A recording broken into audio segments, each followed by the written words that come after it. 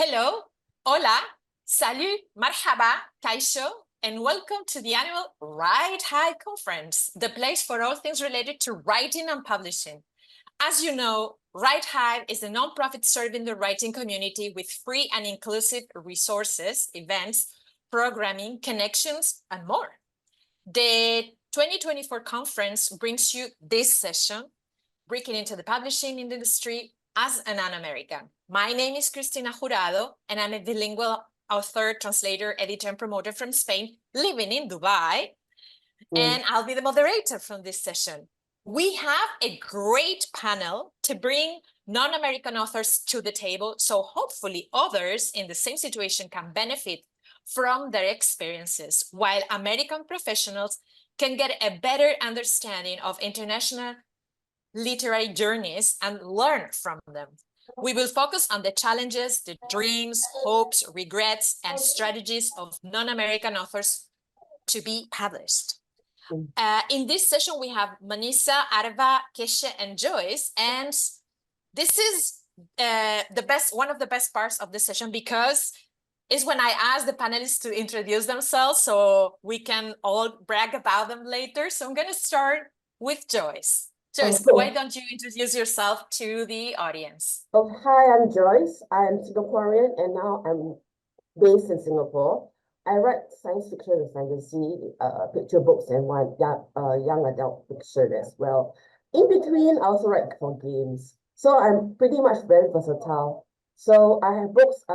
I'm mainly my stories have appeared in anthologies. And my young adult fiction book, novel, is published under Scholastic Asia.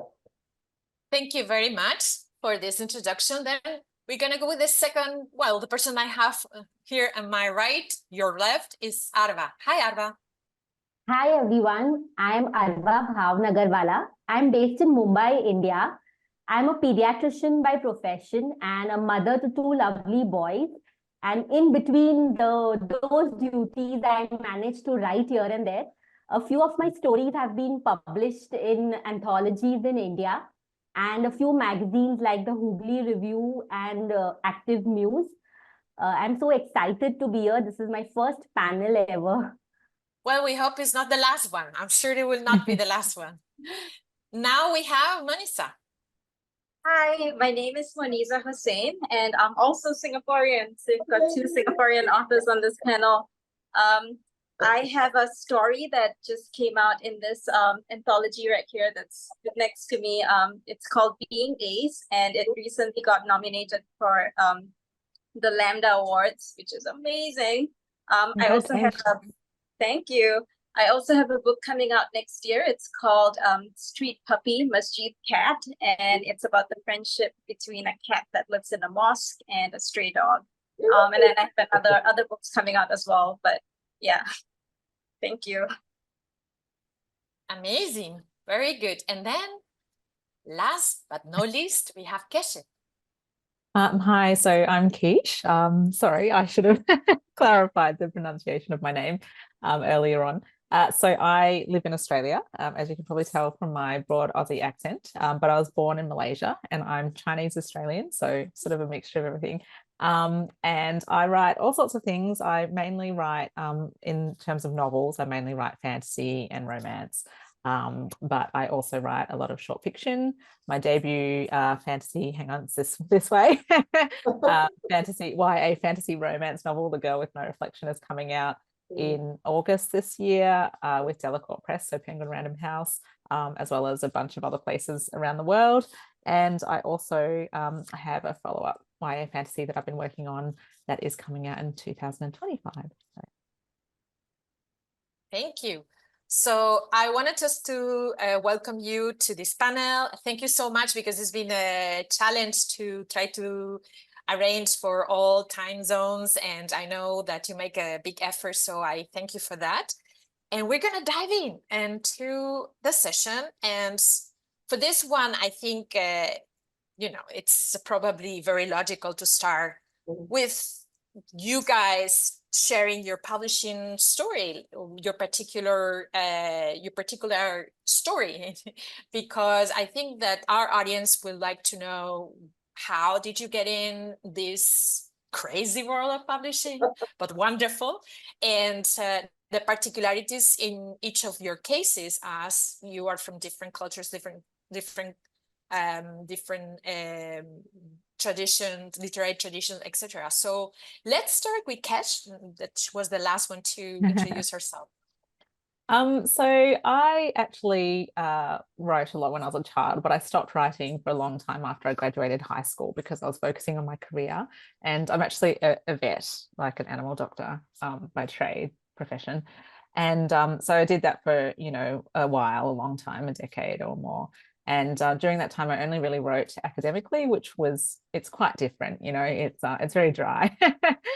And when I got to about 2020, so 2020, and obviously everything was happening, the pandemic and all that sort of stuff. I also was running a business at the time. I was quite stressed about that. And I started writing as a way to escape, everything else that happened. And it wasn't actually that I had more time. I didn't have more time. I've got 2 little kids. I was still working full time in the business because vets were essential workers at that time. But I just sort of thought, if I don't do it now, when am I going to start?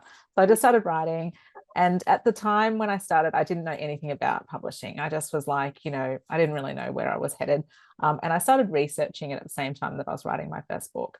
And I realized that in the genres that I write, so especially science fiction, fantasy, Australia is not very well established in those genres. Like Australia is very much literary fiction and non-fiction, like there's a lot of that sort of stuff, and there's like less market for sort of genre fiction. So I decided I would have to go overseas and look to the US as sort of like a primary like market to publish in.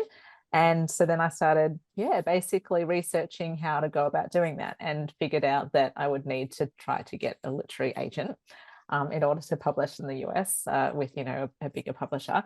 So I started querying that book. Didn't really get very far with that particular book.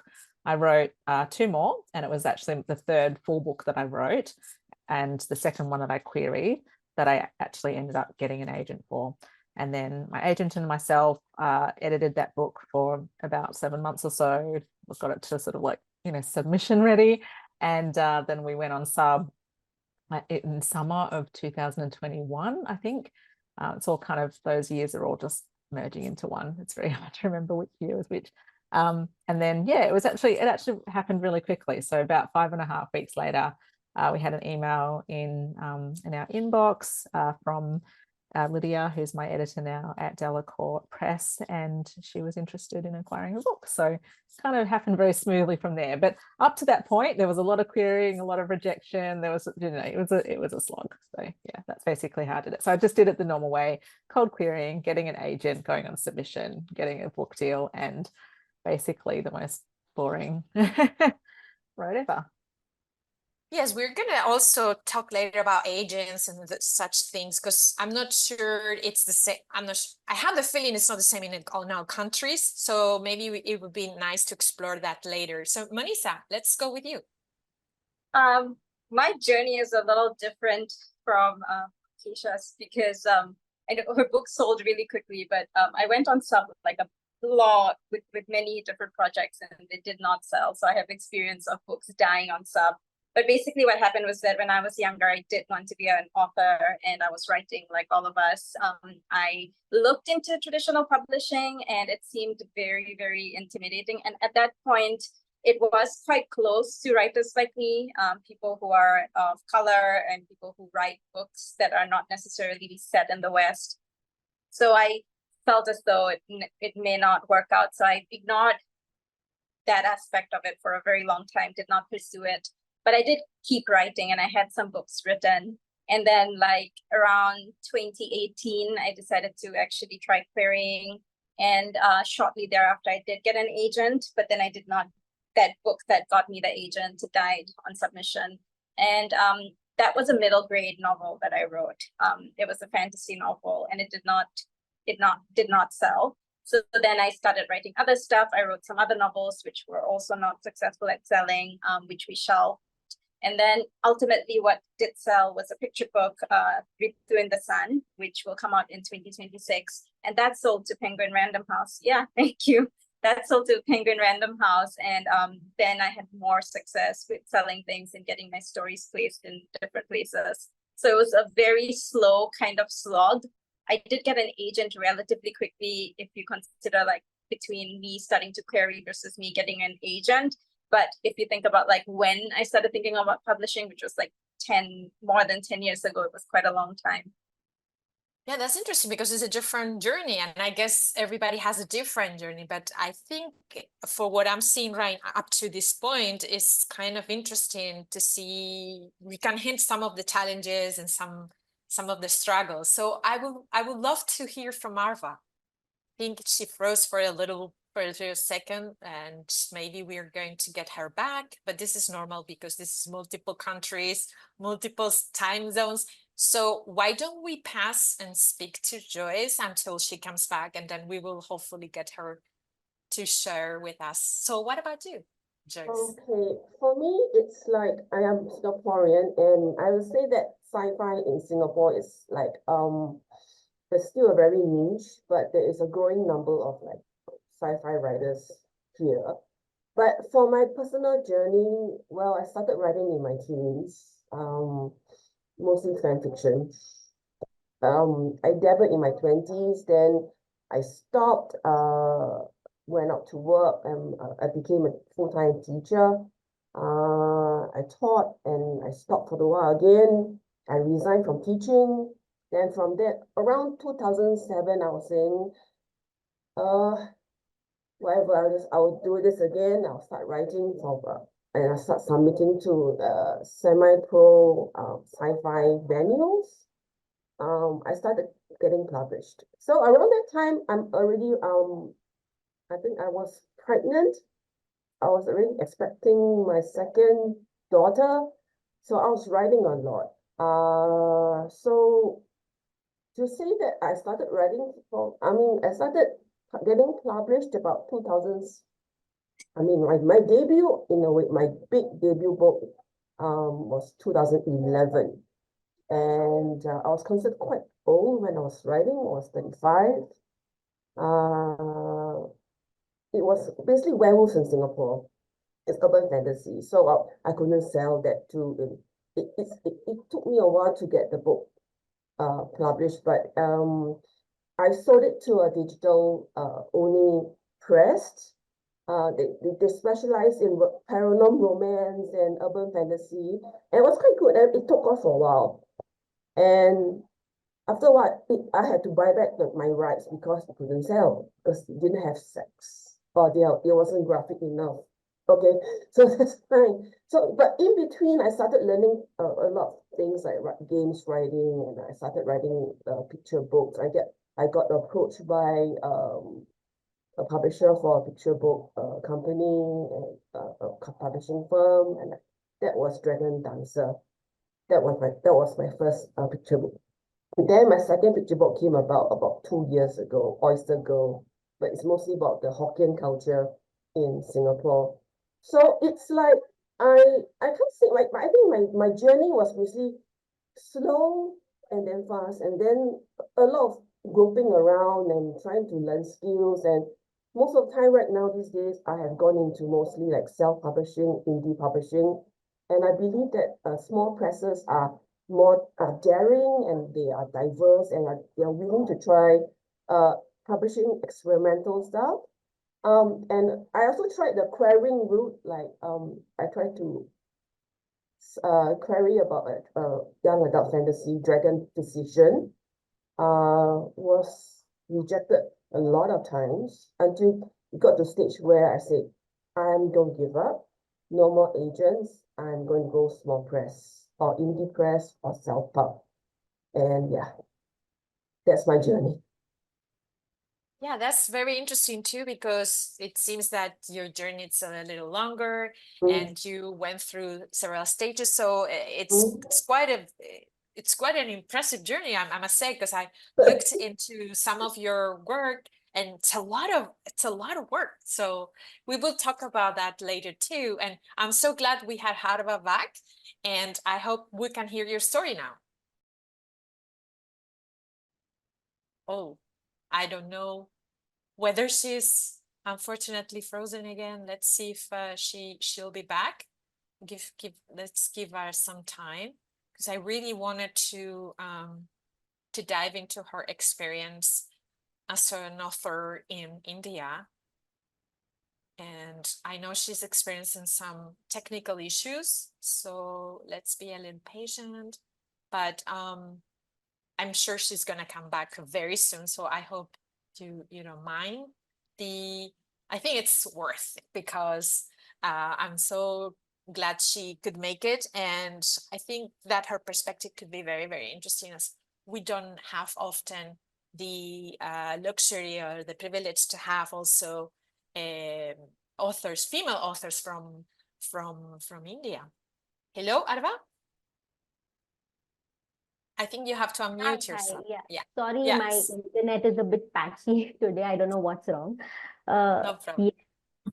I would like Yes. to share my publishing journey. Yes. So I wrote initially, like back in 2018, I started writing, exploring fiction, and I used to write stories on Wattpad. But then I realized that, okay, this can be something more.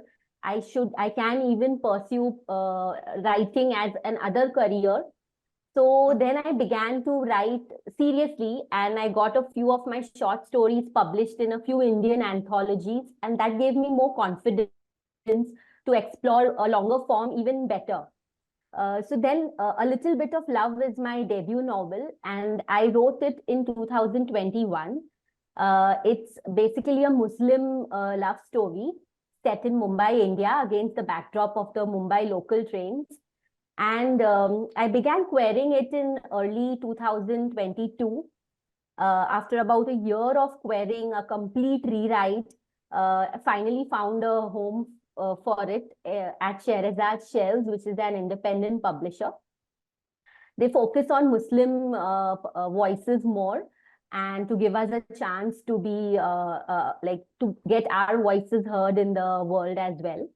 So I'm really glad I got this opportunity. In between, I had also sent this book to Unbound First, which is a crowdfunding publisher based in the UK. And luckily, my book got shortlisted for that. So the benefit in that was I would get a deep editorial feedback from them, as well as a call with an editor. I didn't make it in the final list, but that gave me another layer of confidence that, okay, I can do this too. And so then when I got an offer from Sherazad Shells, I jumped in, even though they are based in the US and I am in India. The logistics of getting the paperbacks here was a bit difficult, and it still is, but the ebook is freely available to purchase. Well, thank you for that. It's amazing how I can see that in different countries things work in different ways, and not like what is expected maybe in the US or in the UK or in the Anglo-Saxon circuit, at least. So I wanted to go to the second question that we were thinking about to talk when we were preparing for this panel, which was the challenges that we face. And I think some of you already hinted some of the difficulties. You spoke about querying, trying to get in agents, not knowing nobody in the industry, trying to get the confidence and building it up. So I think you give some little hints of this already, but I would like to know at least what it was the biggest challenge for you, for each of you. And I'm gonna ask you just to focus on one, so we can kind of like go around and everybody can speak. And I'm sure we are going to share many things together in that front. But I'm going to start with Arva, by the way, if you don't mind. So in case we lose her, I would like really to get the input on this one. Yeah, sure. So when I first wrote this book, I had high hopes of getting it published in India itself. As I was exploring the market, I realized India mainly is a market for non-fiction and literary fiction. Genre fiction, most authors are self-published, and I wasn't that confident to go that way because self-publishing requires a lot of guts, I feel, and I didn't have it in me at that point of time. And that's when I discovered the writing community on Twitter.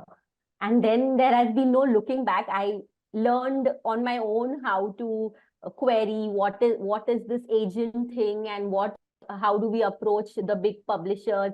That is, without an agent you can't basically do anything. So that the biggest challenge for me has been learning I've been self-taught, I can say, from the community online. And so learning that and putting it into executing it has been a big challenge for me. But ultimately I achieved it, I can say that. I succeeded in my journey so far. I have got what I wanted to. So I think I'm a little proud of myself in that regards.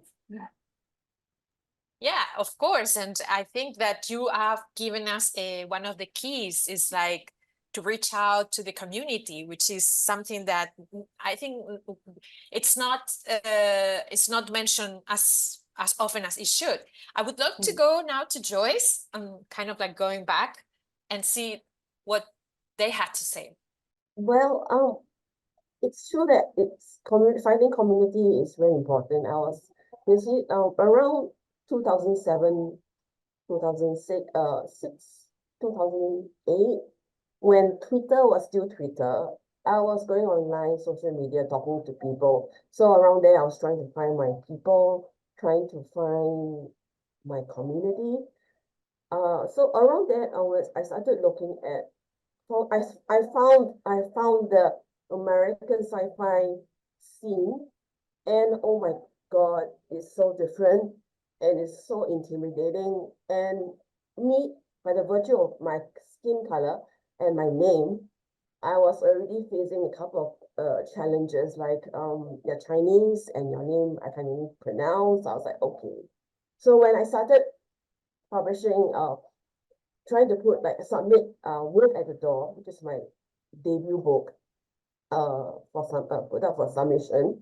I had things like people telling me like, you can't sell, right? The book cannot sell. I was like, really?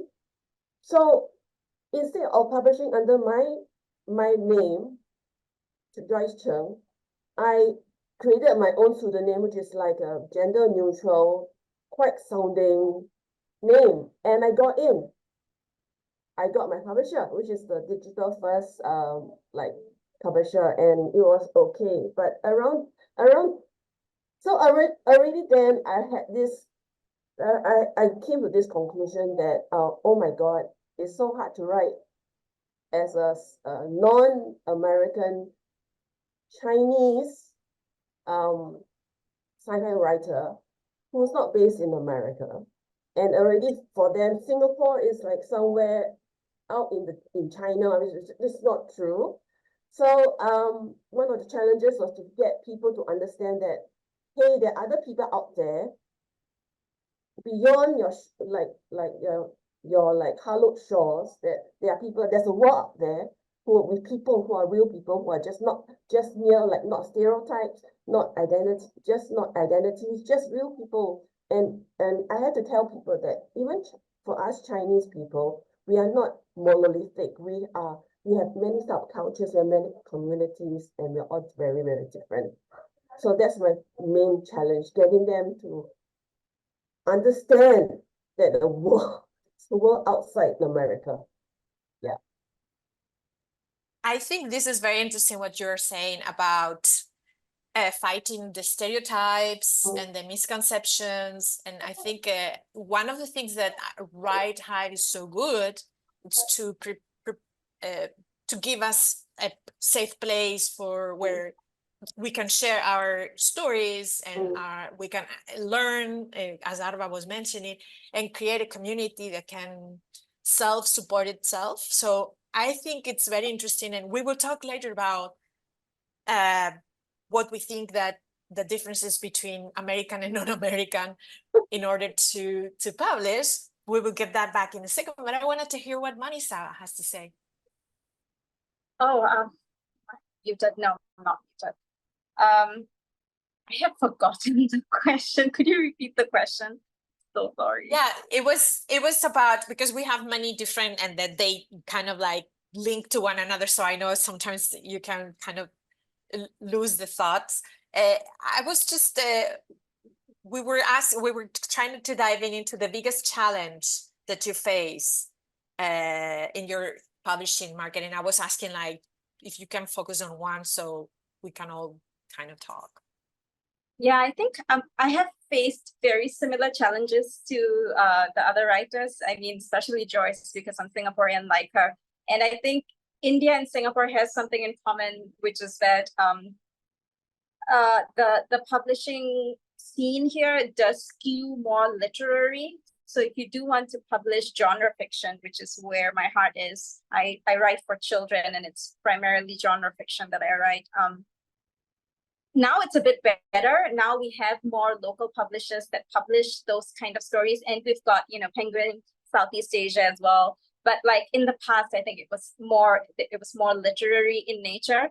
So when I was pursuing publishing, I knew that if I wanted to do it, given the kind of stories I want to write, it would have to be international. And the biggest international market in English is obviously North America. That is our biggest market. And in order to sell to the traditional publishers there, you do need an agent. So it's like very much like step by step. The first step to do is, well, obviously you have to write a book, but then after you've written the book, the next step is usually you have to get an agent. If you don't get an agent, you can publish to the smaller publishers. You can submit to the smaller publishers, the indie publishers. But if you want to go the traditional route, an agent is pretty much very necessary. So I had to like figure out how to do that. I tried doing it a long time ago, and at that point, the industry was very different. It was not as inclusive as it is now. And I just kind of gave up. I decided not even to pursue it because I felt like there was just no space for someone like me in the industry at that point. But luckily, it changed a little bit. A lot of people fought to be more inclusive, to publish more diverse books, and to give voice to a lot more diverse people. And so in 2018, I decided to query again, and it was just a completely different experience, and it was far more inclusive. And in terms of like learning about all of these things, I do feel like the internet is just a huge, like just an amazing resource. So back in like in the noughties, it was like blogs, and then after that Twitter kind of took off, and publishing Twitter was huge, and there were a lot of agents sharing their journeys on Twitter and sharing tips on Twitter and how to write queries on Twitter. So that's really where I learned how to do all of that. So like all of you, I am self-taught as well. I think most of us are. We learn how to do it online. Yeah. Thanks. It's very interesting what you're saying about, I can see there's a pattern here where you have to fight in your own country with the stereotypes about genre literature, which is, it also happens in my country. So I kind of like, I'm nodding because I'm taking the notes and I'm thinking, yeah, that I recognize that. And I would like to know about Keshe. Yeah, so I mean, I mentioned before as well, Australia is very similar. I think it is getting better as well, though, especially in the young adult market. But yeah, genre fiction is not quite so big here. But I guess for me, probably the biggest challenge when I think about publishing in YA fantasy is that YA fantasy is getting a lot more diverse, as everyone has alluded to. You know, the whole industry is like, you know, getting more diverse. But I feel like we're still in the infancy stages. Like we're still in the stage where diversity is kind of seen as a little bit of a ticket item. You know, it's kind of like publishers have like a bit of a preconceived notion about what sort of diverse books they want to publish, and if you don't really fit that mold, then you know the pathways are just as hard as they ever were before. And similarly on the other side, I think that readers, especially people even from your own culture, can also have preconceived notions about how they want to see their culture represented. And so you know, sometimes people are like, oh, you know, Asian fantasy, it should be like this. It should be like lyrical. It should be like, you know, it should be conservative, or like politeness and customs and things. It shouldn't have swear words. It shouldn't have sex, you know, all that sort of stuff. And so I think you get it from both sides. I think you get kind of put into a box being a diverse author in the publishing industry. And again, I think it is kind of moving into a better direction. Like, I think, you know, there was a lot of, I think when publishing started to become more diverse, there was a lot of emphasis on, you have to be showing your trauma. You know, you need to be talking about racism. You need to be talking about big sort of issues. You can't just like write a joyful book where people are just going on adventures and having fun and also being like a person of color, you know. And I think we've moved away from that, thankfully, or moving away from it. But I think it's kind of, yeah, I think still you just kind of have this expectation on you that you're going to be a representation of your entire culture, even though a lot of us are diaspora. You know, like I grew up in Australia. I grew up, you know, surrounded by a whole bunch of different cultures. So I'm never going to be, you know, able to fully represent like one monolith, as Joyce said. So yeah, I think that's probably the biggest challenge I face, that, you know, I sometimes feel like you get pigeonholed. And I exclude my own editor and publisher from this completely. My editor is fabulous. My agent is fabulous. So, you know, they somehow managed to see through all of that. But yeah, I have seen friends go through these sort of issues as well. Yeah, and I do find that, like, yeah, and a lot of times you sort of come up against those sort of attitudes. So yeah, it's very interesting to see, as I said, very things that are common in all your stories. There are certain things that we see repeatedly, and so that's why I was saying, I was nodding and everything, because I recognize even myself or other people that I know.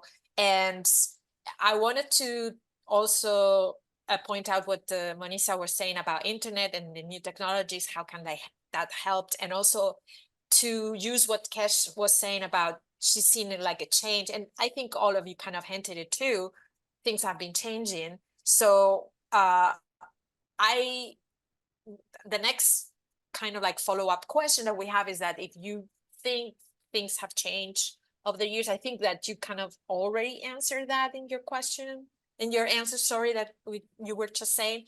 But if anybody wants to say anything specifically about this, about you have seen a real change, or it's baby steps, or what do you feel? Whoever wants to jump in, it's welcome.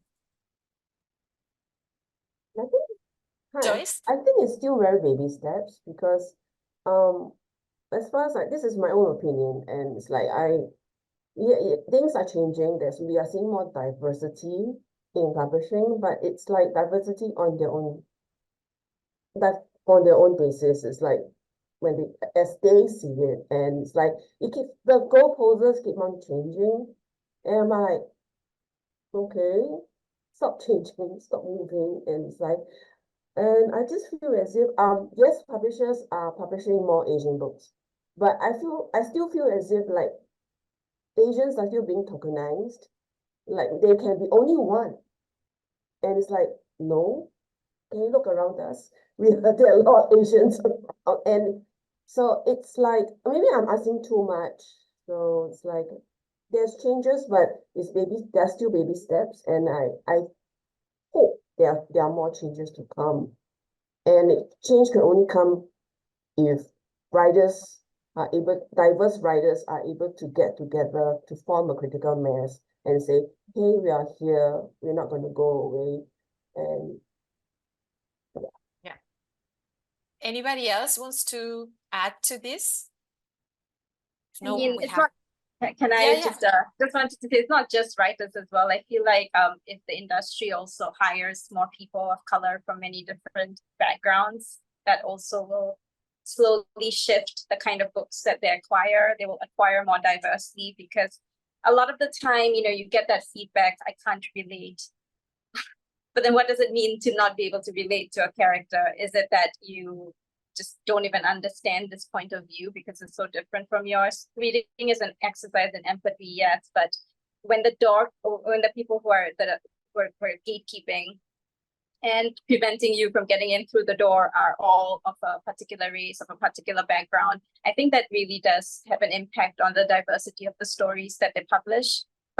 But yeah, baby steps, but we are seeing more and more diverse people being editors, being agents, and I think that does also make a difference. Can I was jump in? Oh, sorry. Yeah, sorry. I thought Arva also was kind of at the same time raising the hand when Moniza was. So I just wanted to give her the opportunity because I'm afraid of the internet and her internet. So if you don't mind, sorry, I Kesh, didn't see you that. can No, not at all. Sorry. Go ahead, Yeah, Arva. I just want to add to what Joyce and Moniza said. I agree with them completely. Baby steps is what we are taking. And I also would like to point out one thing, that agents and editors usually, if they have one Indian author on their list, they wouldn't take another Indian author because they would be like, we already have one. But India is a very diverse country. Like there are so many cultures, the plethora of languages, and each author is going to bring something new, not the typical stereotype Indian stories about slums or poverty or whatever. Well, there are rich people even here. So even they would have stories to tell. So why not? Why not give them an opportunity too? So this is what I really wanted to say. Thank you for letting me. Thanks. I think that's terrible to say that, oh, we already have an Indian. What do you mean? You don't say that about if you have, if it's an agent in America or a publishing company in America say, oh, we already have a lot of American authors. We can't have another one. You don't hear that. So it's not just we already have an Indian. It's also like they tend to like just lump all the POCs together, because I remember when I was querying, I got a feedback from one agent who said that she was interested in my book, but she already had a similar story and the person was Hispanic. I had the same thing. I had one where I had a rejection for having a similar thing, and it turned out it was a South Asian fantasy instead of an East Asian fantasy. And I'm like, we're not the same. But I sort of wanted to bring up some statistics because I think the other challenge that we've probably all faced is that we come up against people who have not been minorities in the past, who have this notion at the moment, or like an idea that nowadays you can only be published if you are a person of color. And that could not be further from the truth. Like, I think that there's a lot of sort of people saying, okay, we're acquiring or we're signing like, diverse authors and things like that. But when you actually look at the numbers, it doesn't necessarily reflect that we have made like all the progress that we need to. Like, it is getting better, as we've all alluded to, but we're still sort of in the really early stages. And I wanted to pull up this. So in 2023, the Rich Bodies, which is like a romance store in America, does a sort of state of diversity in romance publishing survey every year. And they listed a bunch of different romance imprints and the numbers, like in percentage wise, of basically BIPOC authors that were on their books. And there were a few imprints. So Forever had 27.4%, and Avon has 11.2%. But most of them, and Montlake has 12.7%, but most of them are below 10. And so the worst ones are like, there's one that is here that is 3%, 3.3%, 8%, 4%, owned by HarperCollins. Sorry, I don't know if I should be naming and shaming, but it's all out there. It's on the internet. You can look it up. There's another one here that's 2.7%, Simon & Schuster. And so I think, considering, people, the internet has made querying and publishing available to the world, right? It's not only just US-centric now. And if you take the entire population of the world and you think about the percentages of people who are not like the majority, they are going to be much higher than those percentage numbers. And I've had friends who have done their own informal surveys on deal announcements and compared them to sort of, the numbers of the population numbers of people of color, even in America on its own. And the numbers just are still not adding up. So we're still not there yet in terms of numbers, acquired numbers being published. Even though you go out, into Twitter or like, or X or whatever it's called now, or you go out into all the writing groups and people are like, oh, you're so lucky. You're POC. You must find it so easy to be published. And it's like, no, publishers are saying that they are, but the numbers are still not reflecting that. So, you know, we still have ways to go. And I think that, you know, it's just a really big thing I've encountered, that attitudes that it's easier for us now than it is if you're a majority. Those numbers. Sorry. Sorry, go ahead. Go ahead. I was just going to say, in children's book, I think there was that very horrible, like, well, the study is not horrible, but like the study revealed that there are more books about animals than there were about children of color. So, yeah. I agree. So in Singapore as well, yeah. And I just wanted to say that those numbers, thanks for bringing that up, because those studies are out there. It's like a little bit what I encounter in my own country, when now there's a lot of people saying, oh, because you're a woman and it's fashionable to publish women in all genres, you will have more opportunity. And I cannot even tell you how outrageous that is, because it's basically, first of all, not true. And still, books out there are, as you mentioned, show when you go into bookstores, still more books published by male, white people from Western countries or English-speaking countries.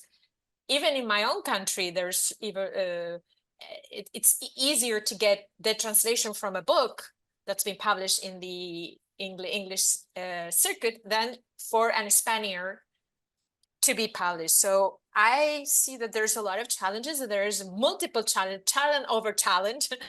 I can tell that. And this is what I wanted to go into with. So if you believe that non-American encounter different challenges than American, and I guess we already kind of started to answer the question. Let's start with Joyce. I mean, we do experience a lot of changes, right? And not many challenges. And it's like, and for different regions, we add on top of our own region, there's another layer of like more challenges. So it's like you're facing multiple, like multi-challenges. And I don't know, we do a lot of challenge. I feel that for non-American people outside America, we are facing challenges, and they're not making it easier for anyone. So one of the challenges is, well, visibility. I mean, many of us are already writing, but they only highlight a handful. The one or two POC or people of color they only know, and so most non-American writers, they like go under the radar. So we need to overcome that challenge of being invisible. And secondly,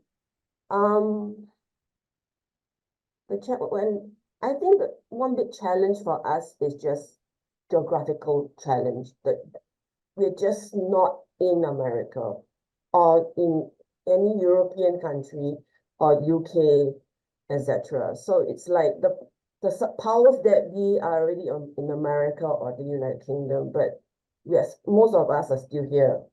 So we are facing this, and flying to America, flying to the United Kingdom is expensive. So we cannot be there just to become not successful. This is our home, where we are now. So yeah, we are facing these two major challenges in being invisible and physical, geographical proximity to the powers that be. Yeah. How about you, Moniza? Oh, I completely agree with Joyce. In that publishing is very much based in the West. So a lot of the conferences that are the big conferences where you can pitch yourself to librarians or to teachers, or to booksellers, all of these take place in, places like Texas or, in Germany, and we can't go there, or, I mean, we can, but it is extremely expensive, and it can be prohibitively expensive for the vast majority of us, which excludes us from the kind of face-to-face, one-on-one interactions that writers who are there enjoy. There are also like sessions where you can talk to agents, and I've heard of writers getting agents because they went to a conference and they were able to talk to an agent at a conference, and then this kind of like pushed them up the queue a little bit and got them a little bit more attention. These are things that are just not available to us. That said, more and more, I think there are conferences that are occurring elsewhere in the world. I think Dubai has one as well, a big one, right? Singapore has the Singapore Writers Festival. We've got the Asian AFCC. What does the AFCC stand for? Asian Fiction Children's. I don't know what it stands for, but we've got like two big conferences that happen in Singapore, and I think there are others elsewhere in the world. And more, I think publishing professionals are traveling out to these things, which makes publishing a little bit more physically accessible. And also, while the pandemic was horrifying and it really, really made life so difficult for so many people, it did make things, ironically, a lot more accessible because so many things moved online. So I remember like during the pandemic, I was actually able to go for some conferences in the sense that it was online. So I was able to attend the conference for the first time, which I couldn't have done before. So that was an interesting, and I hope that element of the pandemic persists, even though people are slowly shifting away. I hope they retain the accessibility component. Yeah. Yeah, totally. I think here in Dubai is the Emirates Literary Festival. Normally runs in February, but I have to say they don't bring a lot of genre writers or publishers, and I'm a little conflicted because it's very big, but genre fiction still a niche group, a niche. Literary tradition to be considered. So I would love to know what Keshe has to say about this. Yeah, I agree. I think I feel a lot of FOMO not being able to go to all of the like conferences and things that all of my writing friends are, and also seeing all the photos of them hanging out, and I'm like, I'm over here on the other side of the world, 22 hours away. So there's that, and I think just logistically time zones can be a real challenge when you're dealing with agents and publishers, because you're always like up really early or staying up late at night, and luckily I do have agents and publishers who are cognizant of that, but yeah, it can be a challenge. But I think just to sort of go with something that's completely different in terms of a challenge that a non-American might encounter publishing is, I think, writing your settings. I think that can be really hard, and especially because I'm so familiar with obviously Australia, and I've traveled quite a bit, and obviously I've visited Malaysia a lot, which is where I was born. But a lot of their settings are like not really familiar to US audiences. They're very familiar with obviously US settings and just normal city contemporary settings. They're very familiar with the UK, from various sort of big franchises. But in terms of like, if I was to set something in Australia, like there would be like a very specific kind of like type of setting I would need to do, and that would probably involve like kangaroos and like koalas, the outback, or like Sydney. There's like two sort of like binaries that you can write in if you want to sort of bring an Australian setting to like an international audience.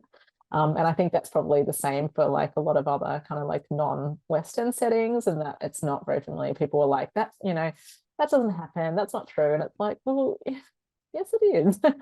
Or like they'll say, oh, people don't talk like that. And it's like, they do where I'm from. So,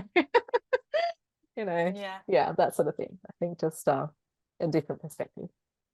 And Arva? Yes, so in addition to what Joyce, Moniza, and Keshe said about the challenges, I think it's also with respect to the readers.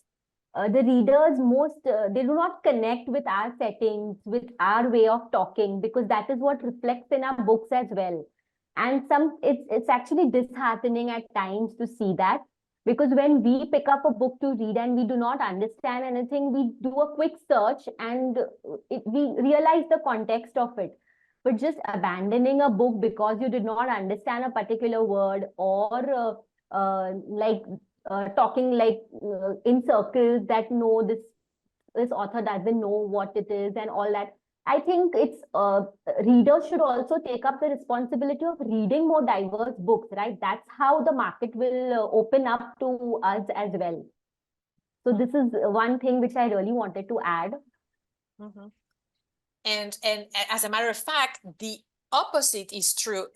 We as non-American have to accept and understand cultural references from American culture or Anglo-Saxon culture, I would say.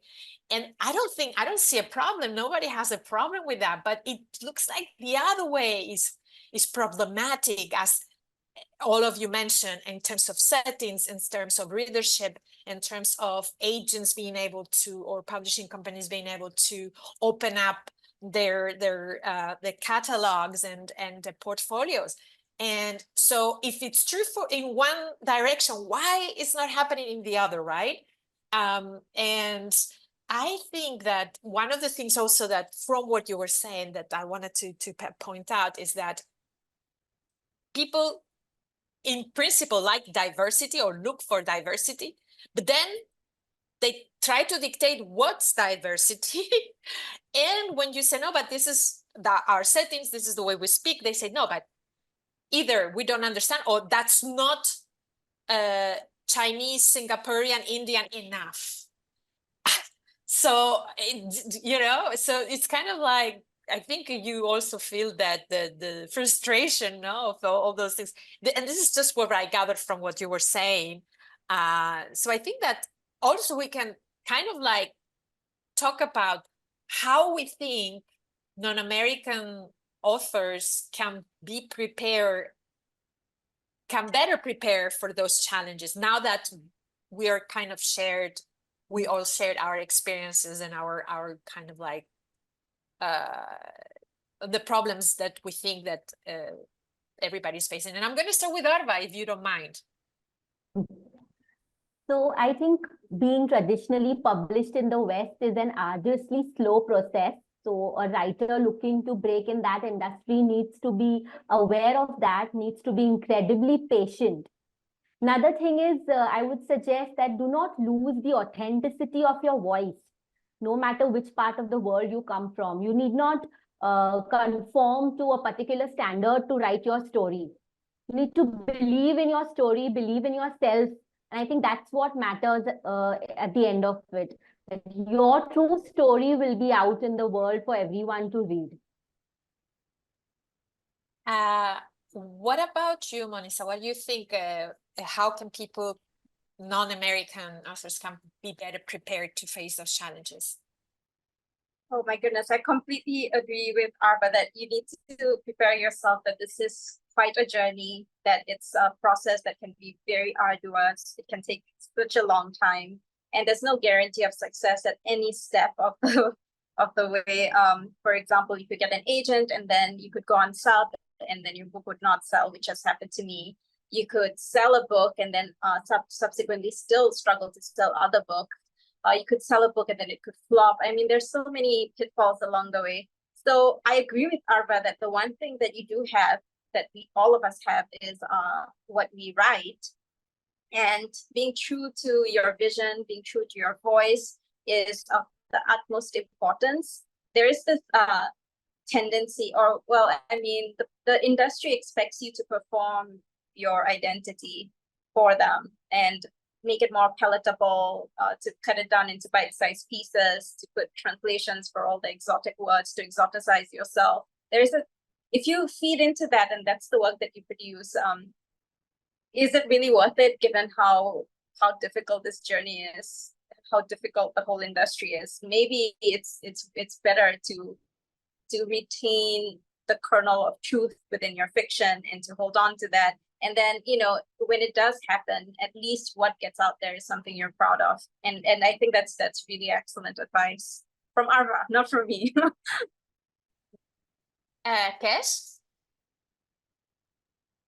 Yeah, so I think for me, the main thing would be just building your support network, because I think that that makes all the difference. I think you know, from the professional point of view, choosing an agent that has a good track record of signing other clients that are diverse and advocating for them, and that's something you can ask when you know, meet with them, and similarly when you're looking at publishers and who to submit to.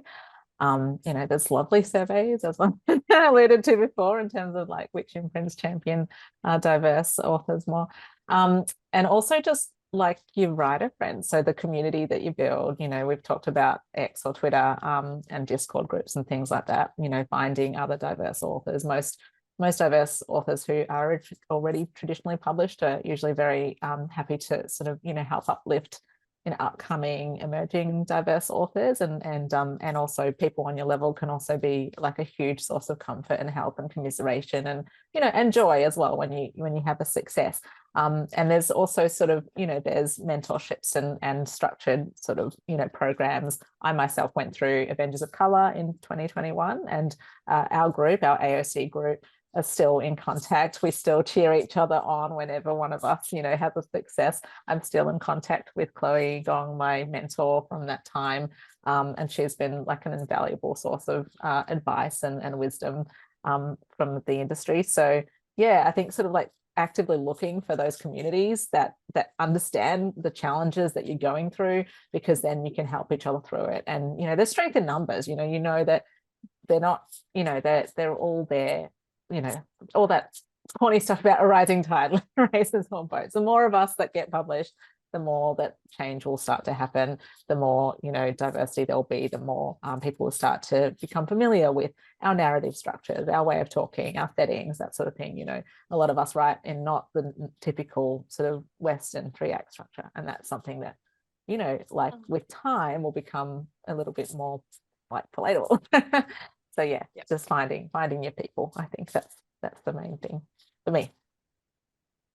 And Joyce? I think everyone touched on the most important part of having your own support structure and network. Find your mentor, find your friends, find people whom you can understand and then will support you in any other way. And these people will be your backbone, will be your support. And this is very important because writing is such a lonely process. And please do support other non-Americans, because they are your fellow writers who are also struggling in their own journeys. And most importantly, also work hard, be ready to adapt to failure. And most importantly, be kind to yourself. I think those are very wise words, all of you, because oftentimes we lose a little bit of track, and we get desperate, and it's normal because it's a difficult industry to be in. It's not easy. I always said it's not the same to write, to be a writer, than to publish. It's two different things, and you hope that when you write you can publish, but it's not. Sometimes it doesn't happen, or it doesn't happen quickly. It takes time, as you all mentioned. It takes sometimes more time than you anticipated. And this is something that it came out in the conversation, and I think it could be good, even though I did not share this question with you, but I think it just popped up in the conversation. Do you think it is also important to look for alternatives in terms of publishing? For example, if you see that you are not being published in the traditional way, that you don't get maybe an agent, or if you get an agent, you maybe don't get what you expected, and then it's not working for you. Would you recommend other alternatives like indie publishers, or maybe self-publishing, or maybe not necessarily self-publishing, but certain initiatives that are self-managed and help the community to bring visibility to certain projects? So you know, those projects can see the light. What do you think? And I would love to start with Keshe. I think it's a difficult question for me because I have not had any personal experience self-publishing. I do have friends who do it. I think that a lot of the problems that you face as an author of color in traditional publishing, you probably also would face in self-publishing, because people often say that self-publishing, you know, you have entirely creative control and all that sort of stuff, like you're not beholden to a publisher and what their expectations are, which is true. But I think you are beholden to reader expectations, you know, and most of the people who self-publish that I know talk about writing to the market. So there's a market out there that have certain expectations, and you write to that if you want to. Basically, I mean, if you want to sell a lot of books, like, you know, anyone can self-publish, and if your goal is just to be published and it doesn't matter how many sales you make, then that's a completely different aim. But if your goal is to sell a lot of books, you know, I think the same systemic problems that are in traditional publishing also exist in self-publishing. And it's not so much like, I mean, traditional publishing has a long way to go, but I think society has a long way to go. You know, it's more just what we've been conditioned to, is that we've all grown up only being exposed to one sort of media, and that goes for self-published readers as well. So yeah, I think that there's no easy way. I think that when you're aiming to be published and you're aiming to be read, there's no easy path, and both paths have their own challenges. They're both really hard, a lot of rejection, you face a lot of failure, as Joyce mentioned. And I think, yeah, it's just about trying to continue to push through so that our stories do get heard. Arva? Yeah, I think what Keshe said is absolutely correct. It all depends on the author, how they want their work to be out there. And I think self-publishing needs a lot of courage because you're really on your own, nobody to guide you. Yes, you have edited your book, you have got a fabulous cover, but ultimately it's like the same as traditional publishing. It's not in your hands how many copies you sell, whether you sell, what reviews will you get. And it takes a lot of courage because you don't have that maybe even if you've edited your book by a professional, still that in the back of your mind I had that fear. That's why I chose to go with an independent publisher. But I think once you're confident enough in your writing, in your abilities, then you can even go for self-publishing. Yeah, and Moniza? Oh, she disappeared as soon as I said her name. Now, this is magic, huh? So let's go with Joyce until Moniza comes back. Okay, for me, it's like I've tried many venues. Like I'm now mostly self-pub and indie. So I'm also traditionally published. So what they call us hybrid. So the thing is, I don't know. I feel as if most of the time, I feel I'm spread thin, like really trying to get my books out, both traditional and self-publishing, because I feel as if like 80% of my day or 80% of my online stuff is just self-promoting, promoting my books, pushing my books out, and it's tiring. And they often say that yes, self-publishing, you have control, you are doing, but you are the market, you are the cover designer, you are the market, you are the editor, you're the writer, you are the marketer, you are a PR person. So you are doing you have become a publisher.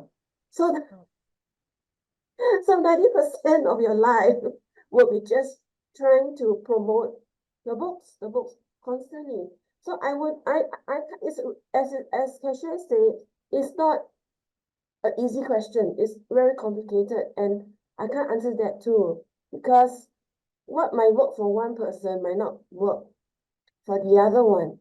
So just be open to exploring many venues just to get your books out. And don't sell yourself short as well. This is most important. Don't sell yourself short. Moniza? Sorry, I had an issue with my connection. Yeah, I think another thing to keep in mind if you're considering self-publishing is what type of book you sell, what type of book you write. So if you write for children, I think self-publishing is a little bit more difficult because it depends a lot on distribution and also discoverability and all of that. Like publishers have channels in place that will place your book in libraries, that will place your book in front of parents and teachers, trade reviews, and just raising awareness about your book. It's very difficult to do on your own if you're writing for kids. So if you are writing for kids, I would not recommend going that route. But of course, there are people who do manage to do it successfully, and like just do research and just look into whether or not you have the skill set to do it. It's a lot of work to go the non-traditional way. So also, so think about your own journeys, and after all that we have spoke, all the things we have been talking about, what do you think, or what are the ways that you think the industry can improve to better welcome non-American authors? I think that probably you have a lot of suggestions, so maybe if we can start with one each, and then if we can add on, but I just want everybody to have the opportunity to speak. Moniza, for example, start with you. Okay, I would like publishers to keep in mind that we have the capacity to promote ourselves even if we are outside of North America. I mean, we can promote ourselves through Zoom. I've done I've spoken to American schools using Zoom. So it's not like just because you're out of it, you're completely cut off from any kind of promotion. If they keep that in mind, also like locally, there's so many children who read books that are published in North America, and we do like school visits in our countries, and we promote ourselves in our countries. So if publishers are wary of signing on authors from outside of North America, they should keep in mind that we can still promote ourselves just as effectively. Joyce? For me, I just feel that we should also, I think, have more non-American editors and publishers. I think having more non-American editors and publishers will have more, we can have more representation. And it's not just non-American, okay, let me rephrase that. It's not just Asian American publishers, whatever, but it's publishers from elsewhere. So editors and publishers from outside America. So we need that as well. But that would require a sea change and overhaul of the entire publishing system. Yeah, that's what I feel. Sea change, overhaul, rebellion, sorry. Rebellion. Change, we need to change. Yeah. Arva? Yeah, so adding to it, I think agents and editors should be more welcoming to more diverse authors as well, and not just limit themselves to one or two on their list. That would essentially make the most difference.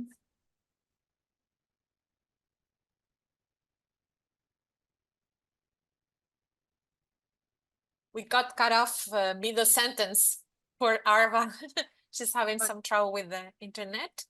But let's see if she comes back to, because I don't want to lose her train of thoughts.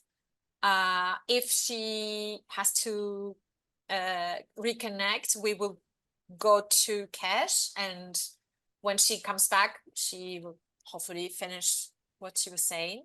Keshe?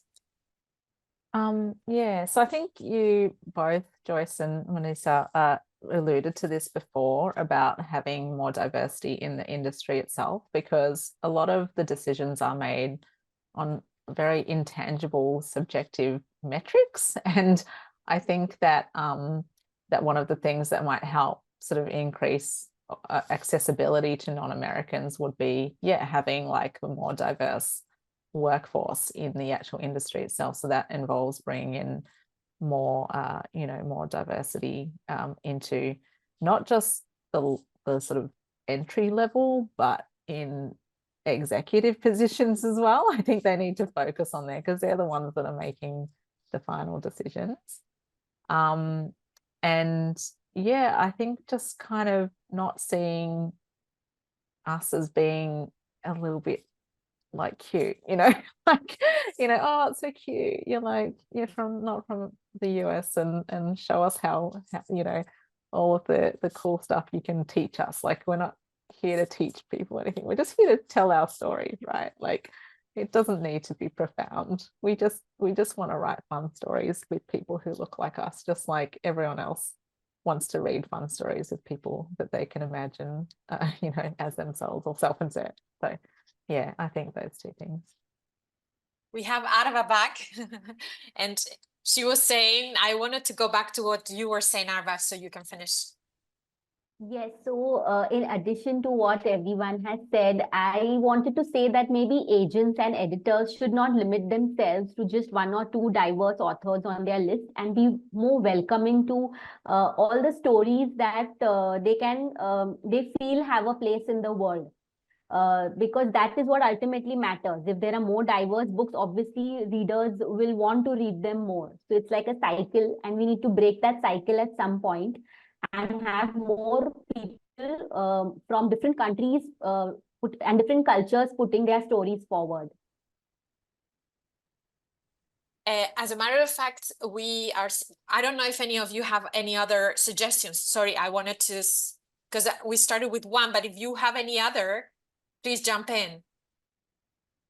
Or we can continue with the conversation. Just feel free to let me know.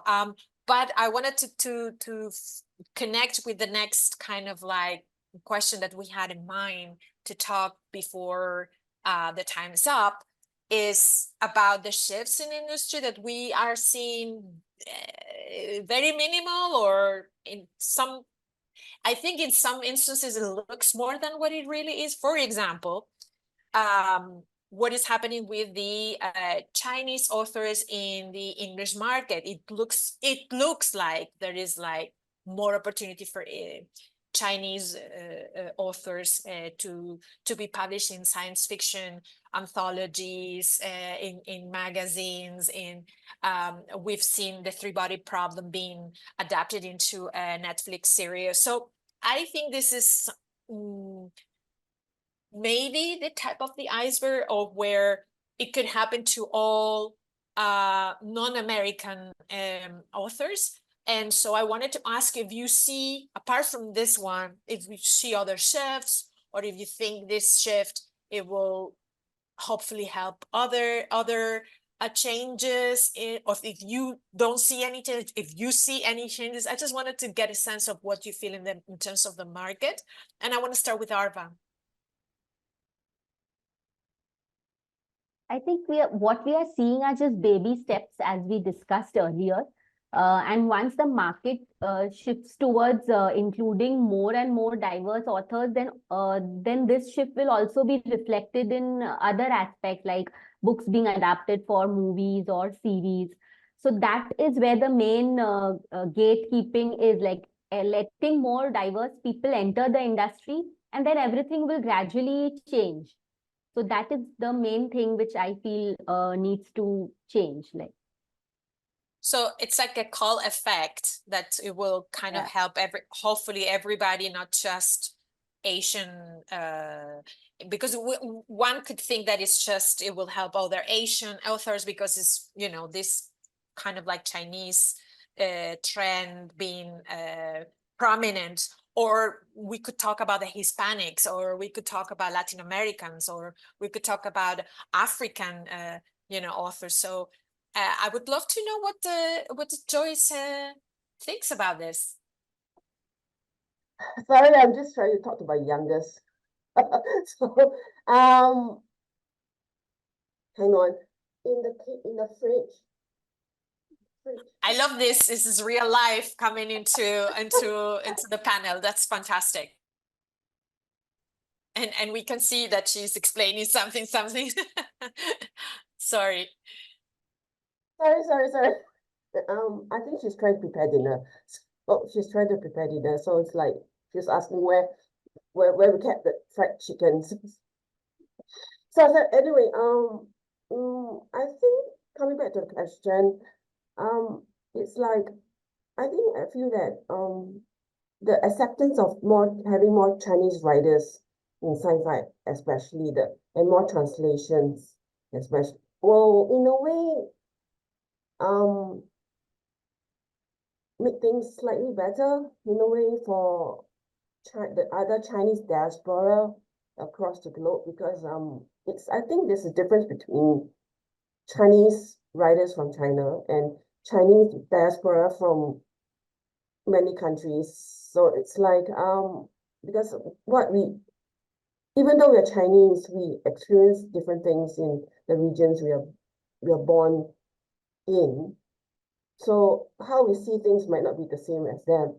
So it might be good for us in the long run, but I feel that the initiative should be not just on the part of the writers themselves wanting to seek representation and seek more diversity. It's also people who to bring them in, not just from North America, but if there's enough voices across the world who say that we want to see more diaspora work from what country, what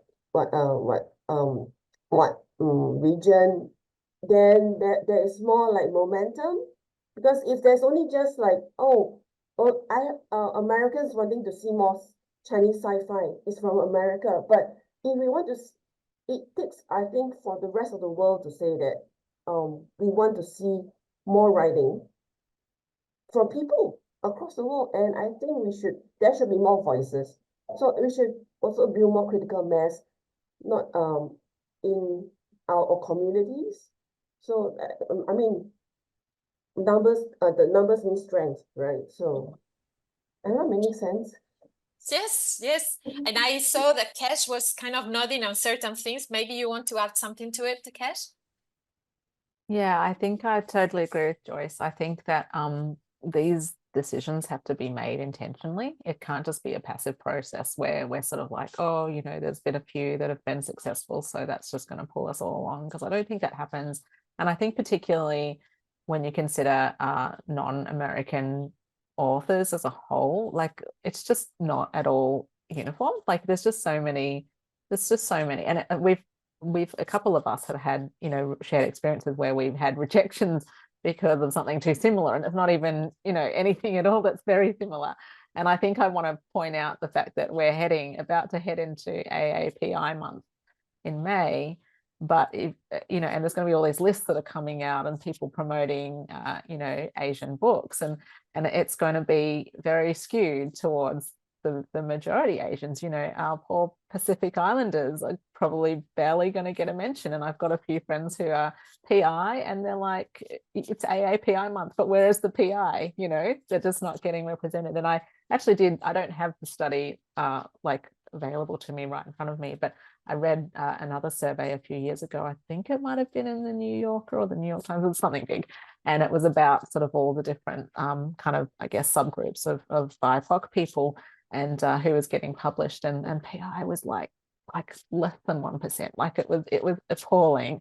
And similarly, I think we had a discussion before about how there were more books with animal characters than there were with BIPOC characters. And I think that particular survey showed that there were more Black books written by non-Black people than there were Black books written by Black people.